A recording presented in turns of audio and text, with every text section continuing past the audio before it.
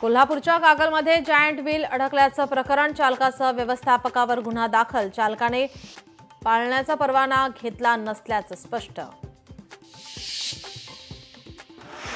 भटक्या कुत्र्यांवरील याचिकेवर सोमवारी सुनावणी, सर्वोच्च न्यायालयाने स्वतःहून दाखल केलेल्या याचिकेवर सुनावणी। छत्रपती संभाजीनगर रेल्वे स्थानक नामफलकाच्या इंग्रजी स्पेलिंगमध्ये चूक, लोकशाही मराठीने चूक झाल्याचं निदर्शनास आणून देताच करण्यात आला बदल। मुंबईच्या बोरिवलीतील 21 वर्षीय तरुणीचं लग्न न करता live in relationship with agreement relationship love जिहादचा प्रकार, विहिंपचा आरोप। फलटण महिला डॉक्टर आत्महत्या प्रकरण, PSI बदने पोलिसांसमोर स्वतःहून हजर, बदनेनं डॉक्टर महिलेवर अत्याचार केल्याचा आरोप।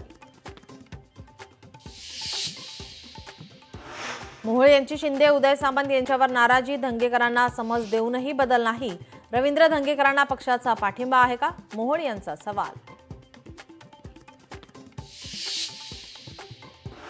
पुण्यातील जैन बोर्डिंग जमीन व्यवहार प्रकरण, जागेच्या तपशिलाबाबत अहवाल सोमवारी येणार, धर्मादाय आयुक्तांनी मागितला होता अहवाल। आगामी निवडणुकीच्या पार्श्वभूमीवर ठाकरेंच्या शिवसेनेचा मेळावा, वरळीच्या NSCI डोममध्ये सोमवारी सकाळी 5 वाजता मेळावा आयोजित।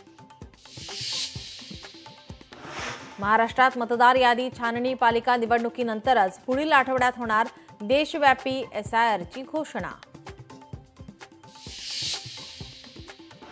शिर्डीत CNG पंपचालकाची महिलेला मारहाण, गॅस भरण्यावरून जाब विचारल्याने केली मारहाण, आरोपी विरोधात शिर्डी पोलीस ठाण्यात गुन्हा दाखल।